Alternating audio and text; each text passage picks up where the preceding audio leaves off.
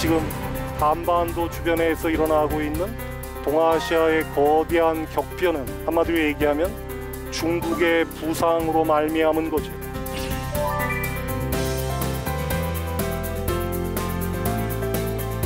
우리 바로 옆에 붙어있는 중국이 미국과 버금가는 강대국으로 떠오르고 있다는 현실은 상당히 긴장하게끔 만드는 새로운 변화가 아닐 수 없는 겁니다. 이 난제를 잘 해결해 나가느냐의 여부가 21세기 한국이라고 하는 나라의 미래를 결정한다고 해도 과언은 아니죠.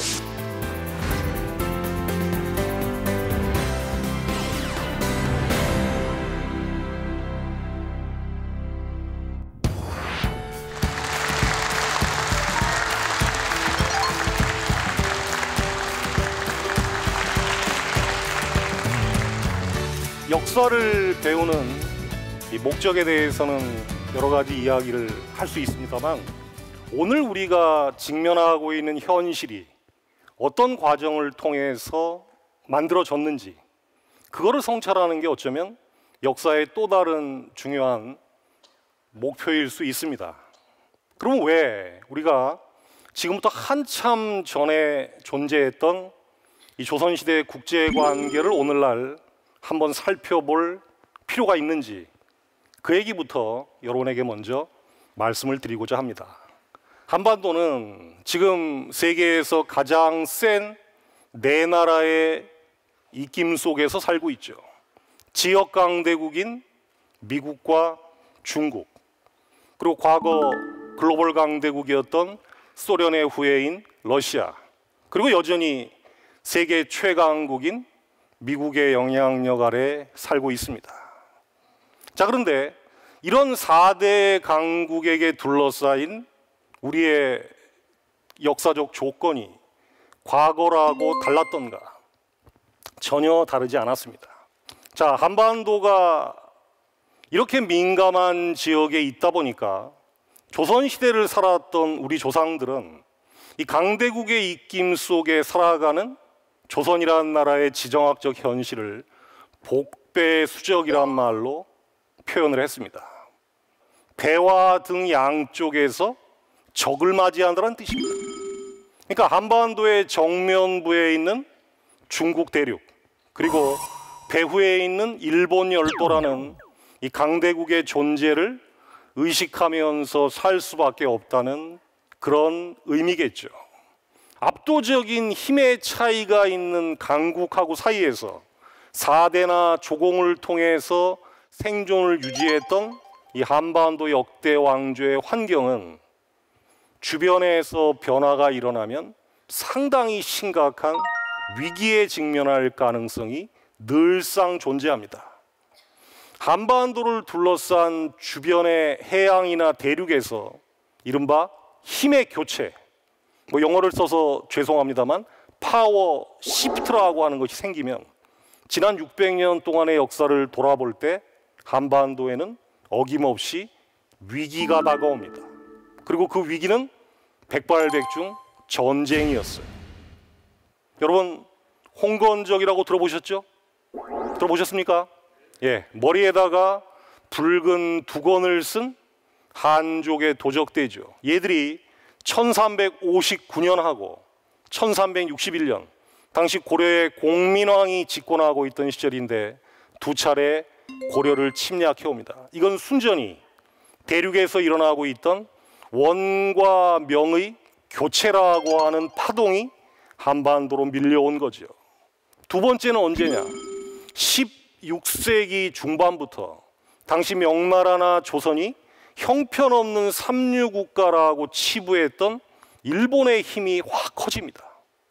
이 도요토미 히데요시라는 자가 분열되어 있던 전국시대를 통일을 하죠. 자, 전국시대를 통일하고 힘이 커진 자신감을 바탕으로 해서 도요토미 히데요시는 명나라와 인도까지 정복해서 세계를 제패한다는 야욕을 드러내죠. 그 야욕을 실현하려는 과정에서 명나라로 들어가는 길목에 있던 한반도가 일본군의 침략에 휘말리게 됩니다. 여러분 잘 아시는 7년의 임진왜란입니다.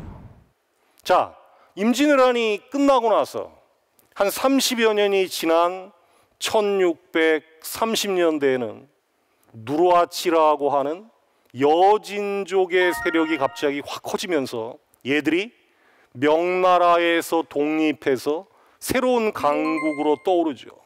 바로 그 후금이라고 하는 새로운 여진족의 강국이 조선에게 또다시 선택을 강요합니다. 니들 명편을 들 거냐 우리 편을 들 거냐. 조선이 최종적으로 명나라 편을 들겠다고 결정을 했을 때 약 5만 명 가까운 여진족의 기마대가 한반도를 유린합니다. 여러분 많이 알고 계시는 병자호란이죠. 자, 그리고 다시 19세기 후반 서양을 모델로 해서 열심히 이른바 근대화 정책에 매진을 해서 군사력과 경제력을 키웠던 일본이 비실비실해지고 있던 기존의 패권국 청나라에게 도전하는 과정에서 한반도가 전쟁터가 되었던 사건이 청일전쟁입니다. 그 청일전쟁에서 일본이 청나라 세력을 물리치고 한반도 식민지화를 위한 첫 번째 단추를 끼웠죠. 그리고 다시 그런 일본을 견제하려고 했던 러시아가 10년 뒤에 일본과 다시 맞붙었던 사건이 유명한 러일 전쟁입니다. 자, 그러면 14세기 후반부터 심지어 20세기 초반까지 한반도에서 일어난 엄청나게 참혹했던 이 대전쟁들은 어떤 공통점을 갖고 있냐? 한반도에 사는 사람들의 잘못이나 실책하고는 관계없이 주변에 있는 강대국들 사이에서 힘의 교체가 생기는 그런 영향력이 한반도로 불똥이 튀어가지고 한반도가 먼저 희생되었던 그런 사건들이죠. 그러면 지금 우리가 직면하고 있는 것처럼 제2차 세계대전 이후로 세계 최강의 패권국 지위를 유지해왔던 미국의 힘이 옛날보다 상당히 빠지고 우리 바로 옆에 붙어있는 중국이 미국과 버금가는 강대국으로 떠오르고 있다는 현실은 우리에게는 일단 상당히 긴장하게끔 만드는 새로운 변화가 아닐 수 없는 겁니다. 한마디로 말씀드리면 우리처럼 강대국 사이에 끼어 있는 나라의 지배자나 국민들은 대단히 전략적이고 기민해야 되는 것이 생존을 위한 첫 번째 요건이죠. 그런데 대전쟁을 맞이할 무렵에는 지배층이 전략적이지도 못했고 외부 정세에도 대단히 어두웠고 뭔가 준비를 해야 되는 시점에서 지배층이 부정과 부패에 휘말려서 제대로 안팎으로 힘을 쓸 수 없었다는 아주 공통의 특징들을 보여줍니다. 우리가 무엇보다도 깊이 상기해야 될 역사의 교훈인 거죠. 자, 14세기 후반의 원명교체와 한반도 이야기부터 간단히 한번 해보도록 하겠습니다. 남송을 무너뜨린 다음에 몽골족이 중국 대륙에 세운 나라를 보통 우리가 원나라라고 이야기를 하죠. 몽골족은 자기 영역 내에 있는 민족을 크게 4등급으로 나눠서 차별 대우를 했죠. 넘버원으로 대접했던 자들은 당연히 몽골족 자신이었습니다. 그럼 넘버2는 누구였을까요? 여러분 생목인이라고 들어보셨나요? 눈에 파란 색깔이 있는 사람들, 이슬람 계통의 인물들이나 저 마르코 폴로와 같은 유럽 사람들입니다. 그리고 넘버3가 자신들에게 일찍이 정복당했던 황하 이북 지역의 한족들입니다. 그럼 넘버4라고 얘기할 것도 없이 가장 밑바닥으로 대접했던 민족이 누구냐? 바로 자신들이 정복했던 남송 출신의 한인들이었어요.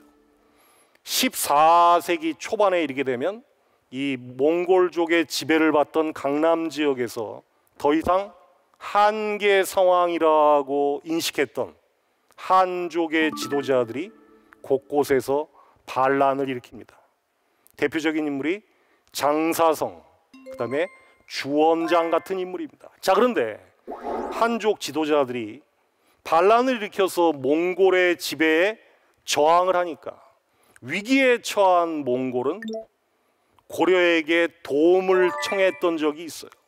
그래서 1354년에 당시 고려의 공민왕은 여러분 잘 아시는 최영장군 같은 사람을 저 강남 지방에 파견해서 몽골족을 도와가지고 저 장사성의 한족 군단을 공격하는 데 착수했던 적이 있습니다. 저게 고려로서는 굉장히 중요한 경험이었어요. 뭐냐면 고려를 사실상 식민지처럼 지배하고 있던 몽골이 지금 내부에서부터 붕괴가고 있는 현실을 직접 현장에서 목격할 수 있는 중요한 계기였죠. 자, 그런데 이때 홍건적이라고 하는 집단도 강남 곳곳에서 반란을 일으켰는데 이때 원나라 조정으로부터 강력한 진압에 직면했던 홍건적의 일부가 그들의 진압을 피해서 이동합니다. 즉 강남을 탈출해서 만주 쪽으로 북상을 했다가 만주에서 먹고 사는 방법이 여의치 않으니까 1358년과 61년에 에라 모르겠다 하면서 압록강을 건너가지고 고려로 쳐들어오는 사건이 벌어지는데 이게 바로 홍건적의 침입입니다. 당시 고려는 홍건적을 제대로 막아내지를 못했습니다. 왜 그랬냐 하면 몽골의 오랜 지배를 받다 보니까 이 국방력이 상당히 피폐해졌기 때문이에요.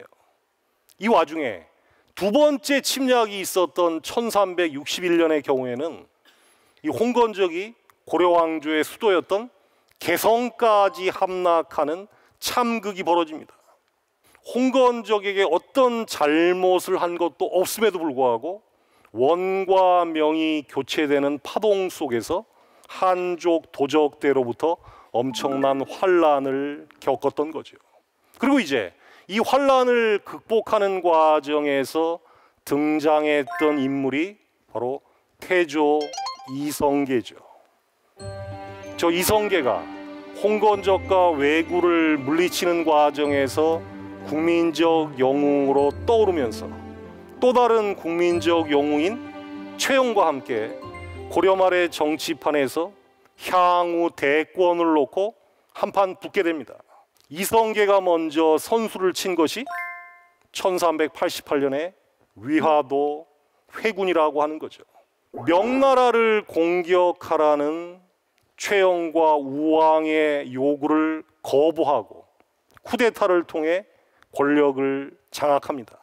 그리고 바로 몇 년 뒤에 고려 귀족들의 삶의 기반이었던 토지를 몰수해서 토지 개혁을 실시하는 혁명적 과업을 완수한 끝에 1392년 조선왕조라는 새로운 왕조를 개창을 합니다. 여기서 우리가 주목해야 될 건 뭐냐면 이 조선왕조의 개창이라고 하는 한반도에서의 엄청난 변화 또한 중국 대륙에서 원과 명의 교체라고 하는 현실을 염두에 두지 않으면 잘 설명이 되지 않는다라고 하는 겁니다. 저 주원장이라는 인물은 그러면 이성계가 건국한 조선을 어떻게 생각했는가? 처음에는 조선 건국을 비교적 별 무리 없이 인정하는 태도를 보였지만 그러나 주원장은 시쳇말로 조선에 대해서 굉장히 까칠하게 굴었습니다. 왜 까칠하게 굴었냐면 고려도 그렇고 조선도 그렇고 과거 만주 땅을 차지하고 있는 고구려의 후예인 것을 내세운다. 그러니 저자들이 혹시라도 우리가 아직 완전히 장악하지 못한 만주 땅에 대해서 영토적 야심을 갖고 있는 게 아니냐. 실제로 이성계 참모 중에는 만주에 대한 영토적 야심을 갖고 있는 인물들이 있었죠. 특히 누가 가장 대표적입니까? 이 저녁에 대단히 썰렁한 얘기입니다만 정도전이라는 인물이 있지 않습니까? 이름 자체가 얼마나 도전적입니까? 그런데 당시 동아시아 최강국이자 정보 능력이 뛰어났던 명나라가 그걸 모를 리가 없어요. 그래서 1395년, 그러니까 조선왕조가 개창된 지 3년이 지난 뒤부터 아예 노골적으로 조선을 겁박을 합니다. 저 정도전이라고 하는 간신을 묶어서 우리 명나라로 보내지 않으면 조선하고의 관계는 최악의 상황으로 내몰릴 줄 알아라. 그러자 이성계와 정도전도 가만히 있질 않죠. 특히 정도전을 중심으로 해서 여러분이 사극에서도 많이 나왔습니다만 명나라와 한판 붙겠다는 요동정벌론이 불거집니다. 우리가 명나라에게 사대하고 머리를 숙일 때는 큰 나라가 작은 나라를 힘의 논리가 아니라 포용하는 아량을 베풀 때 우리가 머리를 숙이는 것이지, 우리를 그저 힘의 논리로 휘두르려고 하면 우리도 가만히 있으면 안 된다라고 하는 게 정도전 같은 사람이 갖고 있는 국제 감각이었어요. 그래서 명나라를 정벌하겠다는 요동정벌론이 등장하는데, 그만 여러분 아시겠지만 이성계의 야심만만한 다섯째 아들이 있었죠. 여러분 이방원이라고 아시죠? 그 이방원이가 1398년 쿠데타를 일으켜서 우리가 보통 왕자의 난이라고 얘기를 합니다. 그 왕자의 난을 이용해서 정도전 일파를 척살하면서부터 사실 요동정벌론은 수포로 돌아갑니다. 그리고 역설적으로 명나라와 조선의 관계가 냉정을 되찾게 됩니다. 왜냐하면 그해 주원장도 세상을 떠나죠. 그리고 이제 명나라의 압도적으로 우월적인 힘을 확인했던 조선은 이방원이 집권한 태종대 이후로는 가능하면 명나라에게 머리를 숙이는 제스처를 보다 공손하게 하면서 명으로부터의 압박을 피해가려고 시도를 하죠. 이성계부터 정도전을 거쳐서 이방원, 그리고 이방원의 아들이었던 이도 세종이 집권하는 15세기 초반까지 조선은 이 대륙 정세의 거대한 변화에 대해서 아주 민감하게 반응하면서 그때그때 기민하게 대응을 해요. 그래서 마침내 세종 연간에 해당하는 15세기 중반 정도에 이르게 되면 조선과 명의 관계가 별다른 무리 없이 안정적인 상태에 진입을 해요. 이거는 세종, 태종 이런 임금들이 적어도 명나라에게 형식적으로나마 머리를 숙이는 제스처를 공손히 취했기 때문입니다. 보통 우리가 세종대의 조선시대를 황금기라고 이야기를 하는데, 그건 세종 자신과 그 시대 인물들의 탁월한 능력 덕분이기도 하지만 동시에 우리가 염두에 둬야 될 것은 바로 외부로부터의 압박이 사라졌기 때문에 내부 문제에만 열중할 수 있는 그런 시간적 여유가 있었기 때문이다. 이렇게 이야기를 할 수가 있습니다. 특히 이렇게 외부에 대해서 대단히 유연하고 능수능란하게 했던 이런 DNA는 저는 이렇게 생각을 해요. 바로 이 이성계 집안의 특징이라고 생각을 합니다. 13세기 중반 무렵의 함흥 일대는 명목상으로는 고려의 땅이었지만 거기에 살고 있는 사람들은 고려 사람만이 아니었어요. 몽골족도 있었고 여진족도 우글우글했고 심지어는 한족들까지 들어와서 살고 있는 다민족 지역이었습니다. 자, 이런 다민족 지역에서 잔뼈가 굵다 보니까 이 이성계 집안 사람들이 외부 세계를 보는 눈이나 인식은 굉장히 유연하고 탄력적이에요. 특히 함흥평야에서 처음에는 여진족들의 텃세에 눌려가지고 다시 저쪽 두만강 쪽으로 이주했던 경험도 있어요. 속절없는 이동, 이른바 디아스포라를 통해서 이성계 집안은 민족은 다르더라도 자기하고 이해관계나 목적이 일치하면 언제든지 타협과 제휴를 할 수 있는 그런 유연하고 탄력적인 외교 감각을 갖게 되는 겁니다. 그리고 그게 적어도 이방원을 거쳐서 세종, 세조 때까지는 그 DNA가 전해지기 때문에 15세기의 조선은 나름대로 이런 외부 상황의 변화에 대해서 굉장히 능동적으로 대응할 그럴 여지를 가지고 있었던 것이죠.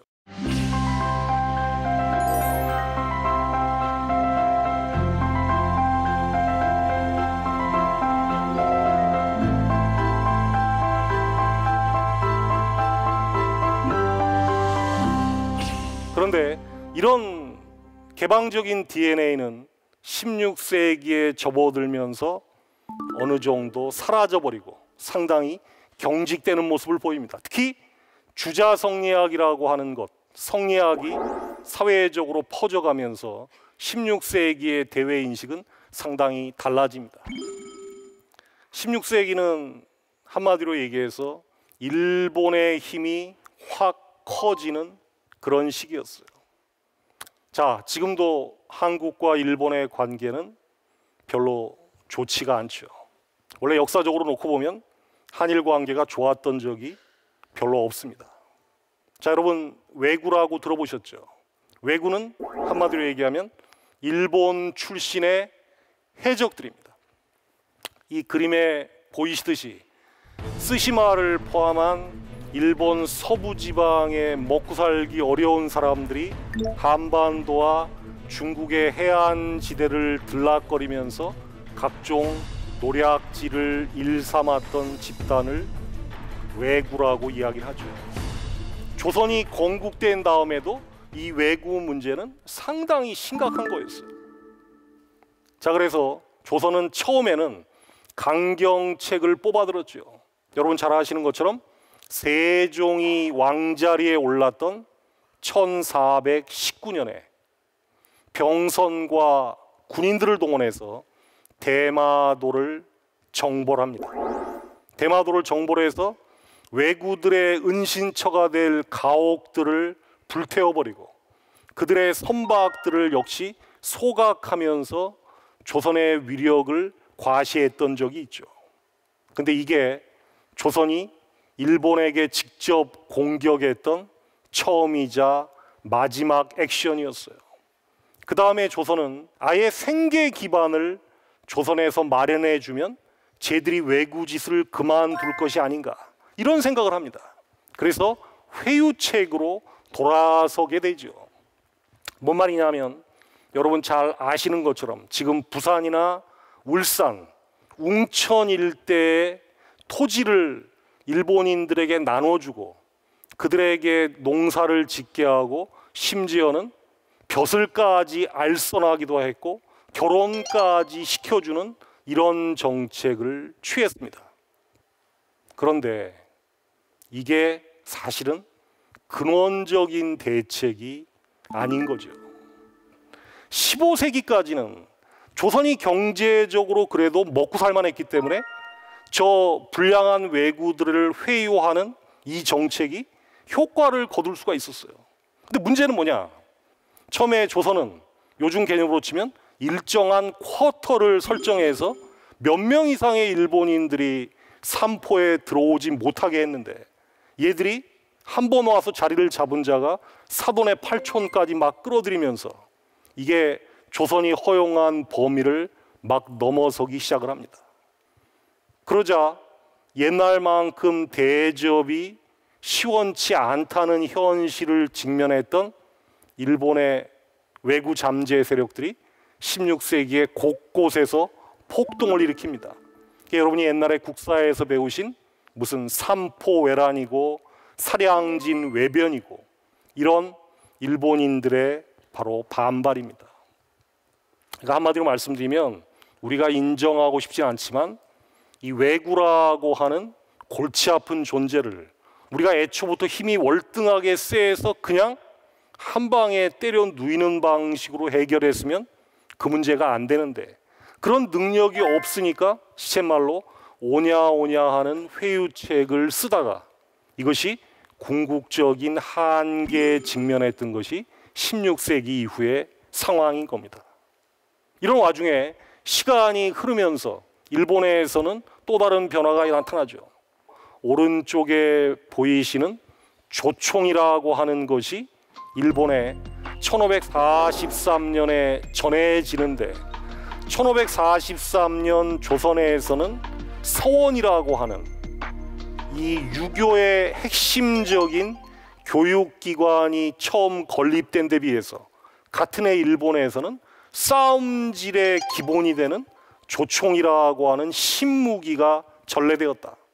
좀 거칠게 일반화를 하면 저 때부터 조선은 완전한 문치주의의 길로, 일본은 싸움꾼의 나라로 나라의 기본 행로가 1543년을 기점으로 해서 갈라졌다고 해도 과언이 아닙니다.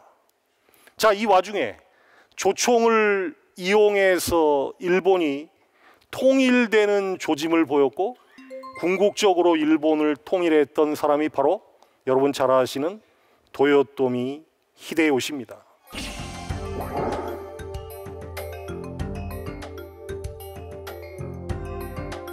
1587년 일본을 통일했던 도요토미 히데요시는 자신감이 넘쳤죠. 자, 이 정도의 군사력과 경제력이면 지금 비실비실하게 망해가고 있다는 명나라로 쳐들어가도 충분히 이길 수 있다. 그래서 히데요시는 1590년 무렵까지 대마도 사절을 조선에 보내서 궁극적으로 조선에 뭐라고 협박을 합니까? 우리 군대가 부산에 상륙해서 명나라로 들어갈 테니 조선 너희들이 앞잡이가 되어서 길을 안내하던가, 그게 싫으면 우리 군대가 통과할 수 있게끔 길이라도 빌려달라. 그 유명한 가도 정명, 정명가도라고 하는 그런 슬로건을 내걸죠. 조선은 히데요시의 실체를 잘 몰랐습니다. 그리고 일본의 능력을 믿지 않았어요. 왜 그랬습니까? 기본적으로 당시 조선 지배층이나 지식인들은 문명사적인 우월감에 입각해서 일본을 형편없는 오랑캐의 나라로 무시했습니다. 일본을 무시한 것까지는 좋았는데 일본의 변화를 알려는 노력을 거의 기울이지 않았죠. 그 결과는 바로 참담한 임진왜란 초전의 패전이었습니다.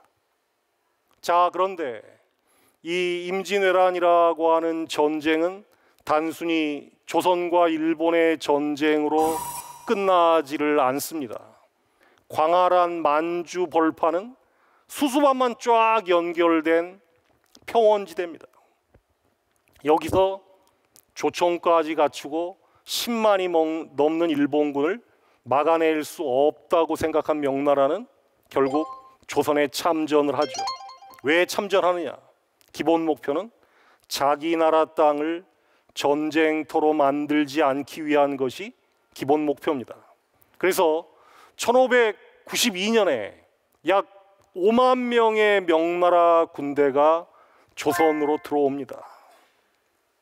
그런데 이 명나라 군대는 평양에서는 일본군을 이기는 데 성공을 합니다.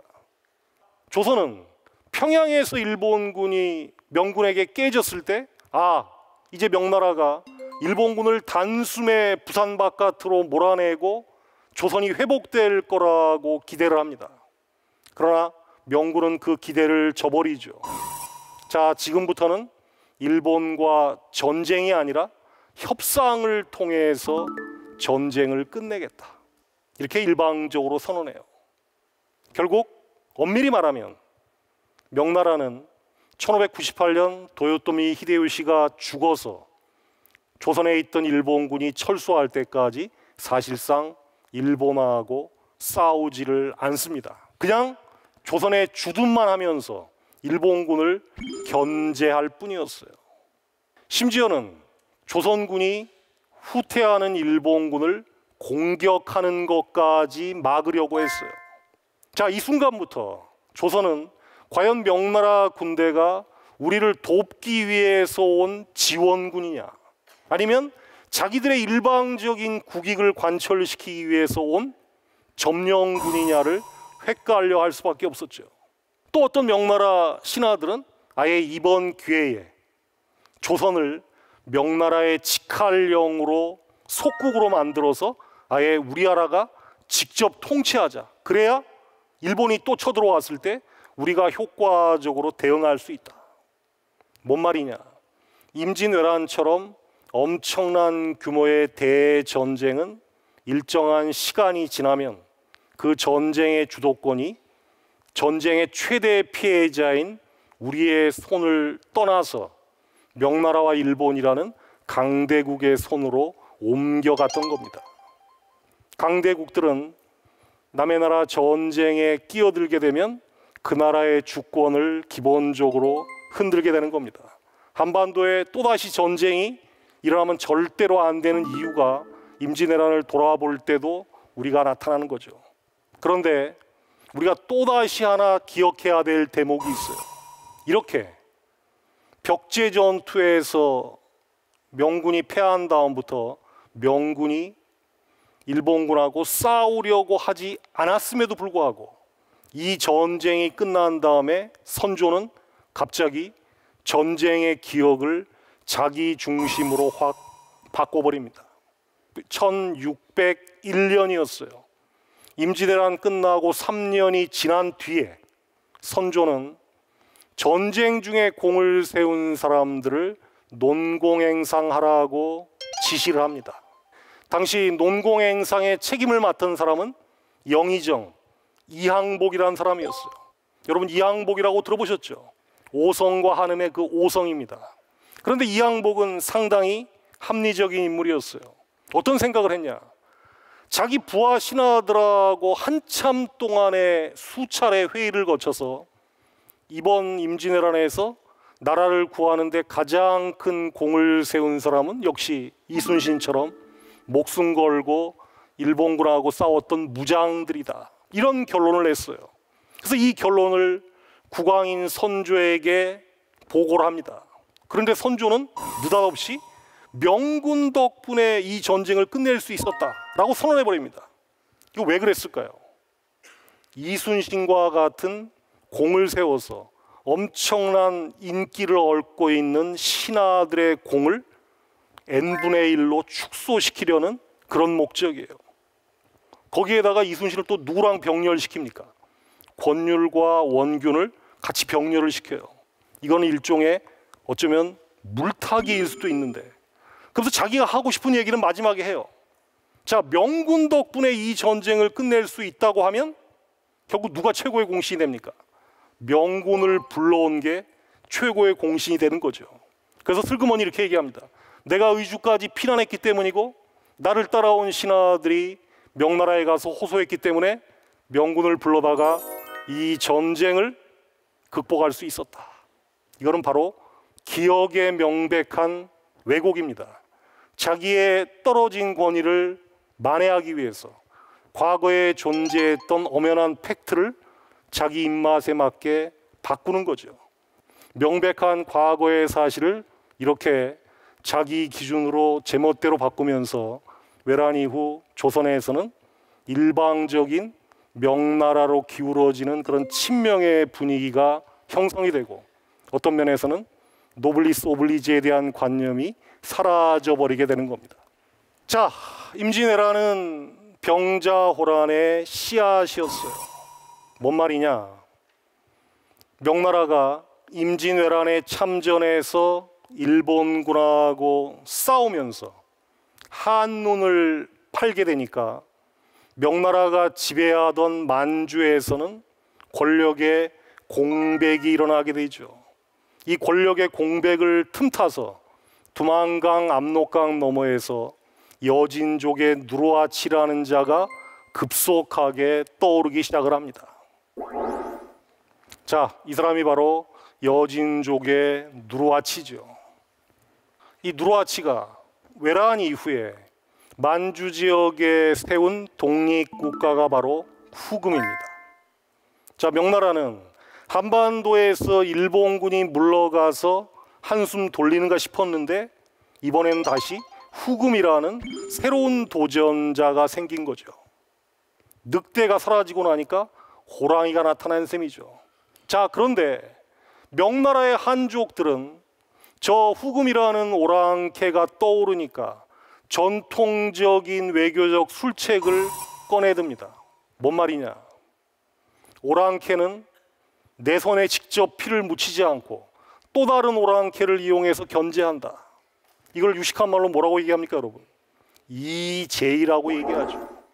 순종하는 오랑캐를 살살 부추겨서 박박 기어비는 오랑캐 후금과 싸움을 붙이자. 그런데 당시 조선의 군주는 광해군이라는 문제적 인물이었어요. 이 인물은 아까 말씀드린 것처럼 외란 초반에 1년, 2년을 사실상 전쟁을 일선에서 지휘했던 경험이 있기 때문에 또다시 조선이 특정 강대국의 편을 들면 후금으로부터 침략을 받아서 망할지도 모른다는 그런 생각을 했습니다. 그래서 저 명나라의 이제의 시도에 반발해서 적당히 양단을 걸치면서 명예 요구를 거부하죠.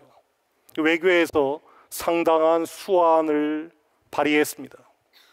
자, 광해군은 자신의 왕의 권위를 위해서 경희궁을 건립을 했는데 그거에 만족하지 않고 오늘날 사직단 위에다가는 인경궁이라는 궁궐을 또 지어요. 전쟁 이후에 재정이 엉망인 상황에서 이 두 궁궐을 지으면서 사실상 재정 파탄이 일어나고 민심이 이반하면서 반대 세력에 의해서 쫓겨났던 사람이 광해군이에요. 근데 이 사람은 어쨌든 외교에서는 상당히 문제적인 행보를 보여서 치적을 드러냈습니다. 인조 정권은 광해군을 몰아내죠. 여러분 잘 아시는 인조반정입니다. 1623년 광해군 15년에 일어났습니다. 자, 그런데 조선시대 유교 정치 시스템에서는 왕이 아무리 잘못해도 신하가 군대를 이용해서 왕을 쫓아내는 행위는 폐륜입니다. 자, 정권을 잡는 데는 성공했지만 이 정권 장악에서 정당성이 필요했던 인조 정권은 조선을 책봉해 주는 주체인 명나라에게 철저하게 기울어지는 친명 정책으로 돌아섭니다. 근데 문제는 당시 명은 망해가고 있었고 만주는 떠오르고 있었다라고 하는 그런 사실입니다. 더욱이 인조 정권은 광해군을 상당한 비판을 통해서 몰아냈지만 그들 역시 광해군 정권이 보여주었던 치적보다 나은 모습을 보여주지 못했어요. 모든 관심은 오로지 정권을 유지하는 데만 관심이 집중됩니다. 그 와중에 광해군대를 넘어설 개혁이라든가 새로운 정책은 사라지죠. 반면 친명 정책으로 기울어진 상황에서 후금 만주하고의 관계는 날이 갈수록 악화일로를 겪습니다. 자, 요 전에 지도를 한번 보시면 원래 인조 천년에 정묘호란이란 전쟁이 일어날 때까지는 조선은 후금과 형제 관계를 맺었어요. 그리고 명나라하고는 이전부터 군신 관계를 맺고 있었습니다.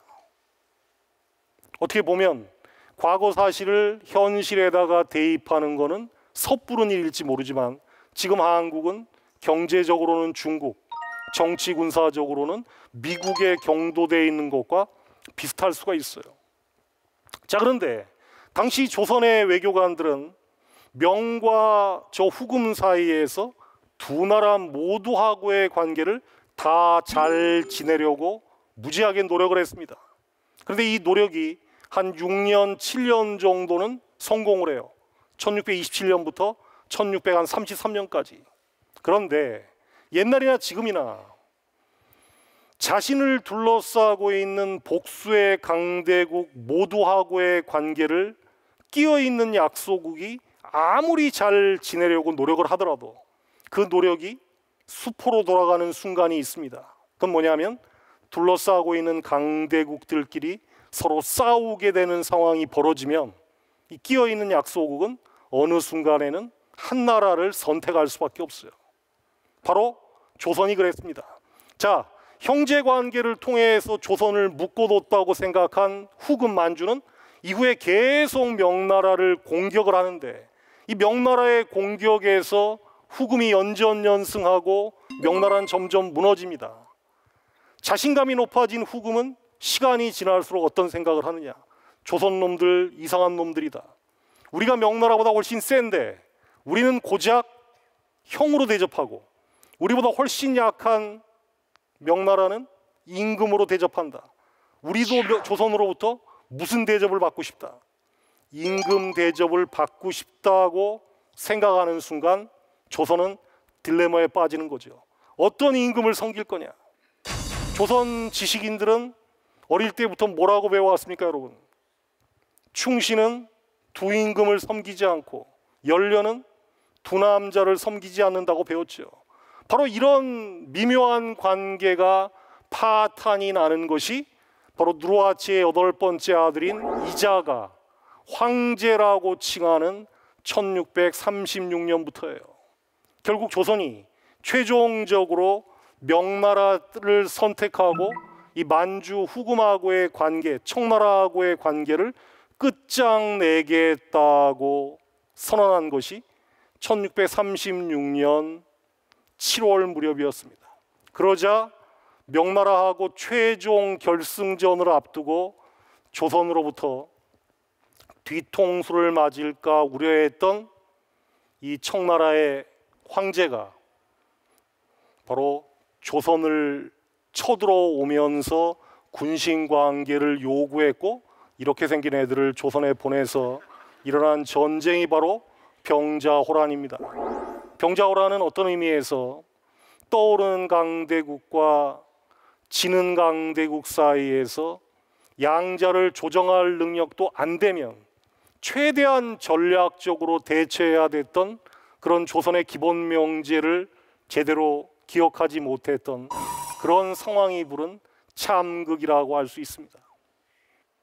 조선이 청나라에게 무릎을 꿇으니까 다시 회심의 쾌제를 부른 나라는 일본이었어요. 임진왜란 직후만 해도 일본은 조선에게 조금 미안한 마음이 있었습니다. 왜?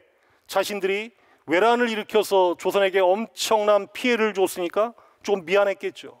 그런데 다시 30몇 년 만에 조선이 청나라에게 무릎을 꿇는 장면을 보니까 다시 기세가 등등해져요.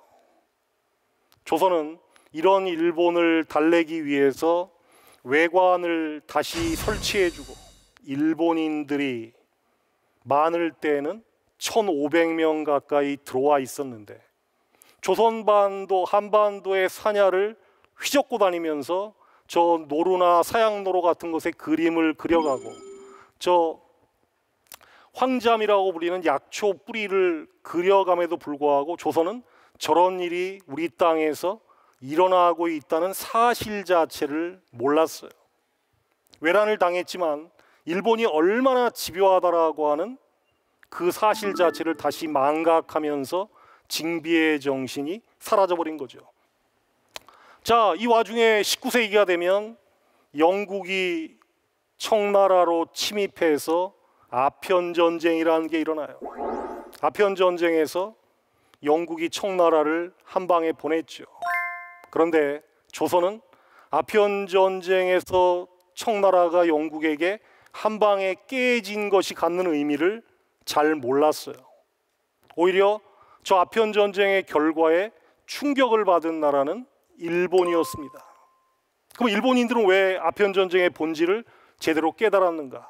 일찍부터 아까 대지마라고 하는 곳을 통해서 서양과 접촉을 했고 끊임없이 중국 남부 지역에 대한 무역과 정탐을 통해서 사정을 알았기 때문이었어요. 그래서 아편 전쟁의 소식을 들었을 때 일본인들은 두 가지 생각을 합니다. 아, 청나라가 최강국인데 저렇게 영국에게 한 방에 나가 떨어지는구나. 그러니 그 영국을 포함한 서양 열강이 일본에게 몰려와서 요구를 했을 때 그걸 받아들이지 않으면 일본은 국물도 안 남겠다라고 하는 위기의식이 첫 번째예요. 두 번째 생각은 뭐냐? 청나라 저거 별거 아니구나. 우리도 영국 정도의 군사력을 키우면 언젠가는 청나라에게 저런 쾌감을 한번 맛볼 수 있지 않을까. 이런 생각을 했던 자들이 이른바 메이지 유신을 일으켜서 일본을 중앙 집권 국가로 만들고 열심히 벤치마킹해서 나중에 청나라에게 도전하게 되는 와중에 1894년 청일전쟁이 일어나게 되는 겁니다. 청일전쟁 당시 청나라의 이홍장은 나름대로 일본에 맞설 준비를 그 전부터 해왔어요. 저 위에 그림을 보시면 1894년 청나라와 일본의 해전에 투입되었던 청나라 해군 전함 진원이라고 하는 함정입니다. 7,000톤이에요. 오늘날 한국 해군이 갖고 있는 이지스함과 크기가 거의 비슷합니다. 그런데 당시 일본 해군의 기함은 4,300톤이었습니다. 7,000톤의 저 거대한 장갑함과 4,300톤밖에 안 되는 일본의 기함이 맞붙은 이 서해 해전에서 결국은 청나라가 완패를 했죠. 일본의 야욕, 청나라의 무력 속에 조선은 속수무책으로 청일전쟁에 휘말리죠. 청일전쟁조차 한반도를 그냥 지나가지 않았습니다. 결국 조선은 식민지화의 길로 빠져들게 됩니다.